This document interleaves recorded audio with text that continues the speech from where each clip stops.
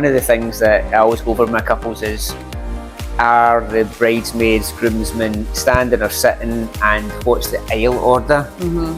And probably without a word of a lie, most weddings end up like, we're not sure if they're standing or sitting, or who's walking down the aisle first, second. Do you get that as well? Yeah. So I always try to put into the draft of the ceremony the order in which they want their bridesmaids or bridal party or groom's party or whatever order people are coming in is always noted on my draft. Yeah. So if there is a total shamash before they come into the room, I can be like, right, can we have you, and line them all up. And then another part of the conversation as well is, do you want them standing or sitting? Yeah. Quite often you find, for a comfort point of view, that they're saying to me, I want them to stand. And I'm like, okay, let's rationalise this. Like, why do you want your entire bridal party of like 12 people? Because bridal parties these days is massive. Especially when you have the little kids involved. 100%. And I said, aesthetically, think about your pictures. You've got me, photographers, videographers, social media content creators now. So there's all these people that are trying to capture your best moment, and you've got all these other people, and especially if it's a smaller space. So I do try to encourage them to sit down, but absolutely, if they want them to have, have them there. That's their choice entirely. But yeah, it's very much, what do we do with people? And it's always the question that comes up is, where do we put these people? And it's your decision. And then what I think that knocks on to is, when the guests come in to sit down, there's always a bit of a head scratch of, am I allowed to go like so many rows down? Yeah. So you either get one or two things, I'm sure you've seen it, you either get empty rows, or you get people who've come down too far, and we've got a last minute decision of, I want everybody to sit in the wedding party, and then you're trying to move people back. It causes a bit of confusion. I love it when I see it, when I walk into a room and I see reserved signs. And even better with names on it. Yes, because you know exactly who's sitting there. I always get a wee chuckle at myself when the groomsmen have been tasked with bringing people in an orderly fashion, and they're like, who's that, who are you, where are you meant to sit? And it just gives me a right good chuckle before anything happens, because everybody's just like chaos. And but I love the fact as well that where you've got the traditional sides, it's becoming more and more common where it's like, just sit wherever, like there's no side for you to sit at, although some people do want to have their respective sides and stuff. So it's really lovely that they're trying to even blend their guests together from the outset. You see sometimes a sign at the top of the aisle, the classic pick a seat, not a side. Absolutely. Which is nice. And then also we're getting I'm the parents and loved ones of the bride, and I want to see my daughter's face, so I want to be in this direction, and vice versa. Are you seen a lot of that as well? Yeah. I actually just had a conversation about that yesterday with a couple who, it was they just wanted it to be that they were in view of their family, like very firm on they wanted their family to be able to see them, and it's absolutely fine. The beauty of this type of ceremony, I think, is it's fair game and anything goes, within reason, obviously. But I think it's such a lovely thing to be able to offer people, because where you've maybe got more traditional elements in certain types of ceremonies, with this one, it's entirely what the couple want. Aside from the legal aspect, we've got that wee bit more traditional elements to include. Everything else is by their own design, so if they want somebody standing, they can have them standing. I've noticed as well at weddings actually that it's becoming quite common as well that as much as you've got your front rows, bridesmaids and groomsmen are sitting down the side, so facing in.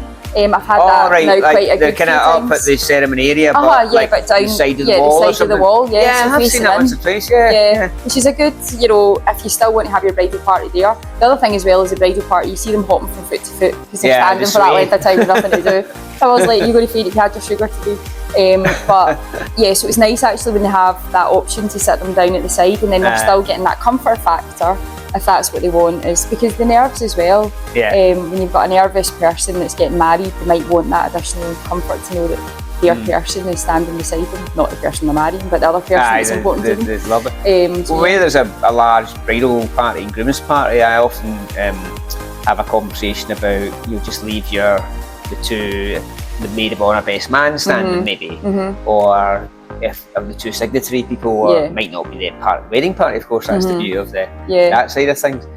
But I agree that it's part of the conversations we have with couples, this detail, isn't it? Yeah, because we mark it in the script, and it's like a play, isn't it? Yeah. Everything's noted. Absolutely. And I think because we are you know, I'm sure you're the same and all celebrants are the same, but it's your responsibility to make that ceremony go exactly how that couple wants it to. So there's much detail as you can get from them.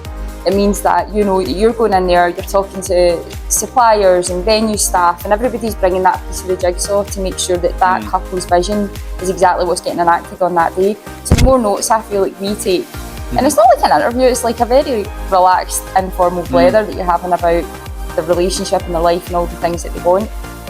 But it's just really lovely that you can pay that attention to detail. So you've got that meticulous sort of, you know, strict way of doing things, and they've got the comfort of knowing that they don't know that's happening. That's the beauty of it. Because I like to think we are, where we can take any anxiety and stress away, then that's what we do. 100%. So that part, you mentioned jigsaw there, totally everybody's playing a piece in that jigsaw, and if that bit of the day we can help out with. I always like to say, you know, that everybody's on your side, keep telling you that, including us. And I don't know if you get people asking for rehearsals. You ever had that? Only had it a handful of times. And I don't know whether or not that's because of the American shows that are around just now, because that's very popular, isn't it? It's an American thing. Everybody has a rehearsal dinner and get the night before thing and stuff, but you know. I always say, of course, I think I've done one in my since I've been a celebrant, and but most of the time, if I'm asked to do it, I kind of respond with, well, me writing and delivering you your draft script is the rehearsal from my point of view, because I'm not going to come to a venue and read out the script. I'm kind of giving everything away to people there. I think what people think about the word rehearsal is they're really thinking about the choreography of walking down the aisle and standing in places, because often couples tell me that they're often staying at a venue the night before. Most venues that are being used these days are pretty much hotels or venues that get accommodation, so they kind of, I've seen lots of kind of stuff on Instagram and TikTok where the bridal party's down in their jammies, you know, the night before walking down the aisle. Hilarious. So that might be their rehearsal. Our rehearsal is working with the couple to deliver that script in that level of detail. Yeah, definitely. Occasionally, like if I'm planning my meetings with couples and I happen to be in the area or local to maybe one of the venues, then absolutely I'll meet up with them and do a walkthrough almost of, you know, just to help them visualise more what's going on. But it's few and far between that happens. Usually through the conversation and the actual dialogue you have with people, you get an idea of it. And I think your script's so detailed as well, because you've got that choreography in it. As you said earlier, you're putting down the song choice, you're putting down bridesmaid's name, first walks down the aisle, then it's the little flower girl, and then it's you're just kind of putting that level of detail. Bride arrives, take flowers, put them on the table, you know, all that kind of just subtle stuff that's another thing actually, you talk about flowers, because I often find that I always ask the question, do you want to hold on to your bouquet or give it away straight away? And the crazy sort of confused look goes my way and said, why would I want to do that? And my answer is, and I've seen it, is that often people get really sweaty if they hold their partner's hands. They kind of get a bit uncomfortable, and if they're doing a hand fasting, for example, I often suggest, if you think you're going to be a little fidgety and nervous, just keep the hold of your flowers until we need your hands for the hand fasting, and then at least you've kind of got a fixed position, you know. But again, it's about choice, isn't it? It's if they want to lovingly hold their soon. Do you find actually interesting when you're talking about what to do with your hands, but do you find that couples talk to each other during the ceremony? Oh, I had that just yesterday. That reminds me of this, because the couple come down the aisle and they had their little kind of shake the father of the bride's hand and a wee peck in the cheek and then they had a wee kiss and please be seated. And just whilst there was that little kind of chairs moving and just kind of manoeuvring of kind of people into position, because someone was just kind of fluffing the bride's dress for her from the bridal party, they had a little conversation, just almost like to themselves off camera, which I thought was kind of sweet. Sometimes during the ceremony though, I've seen couples talk to each other during the ceremony. I'm like, what at this point have you got to talk about? Like, what are you chatting about? Like, I'm dead interested, and I keep forgetting at the end of the ceremony, go, right, what was that blather? So I'm going to know what that was about.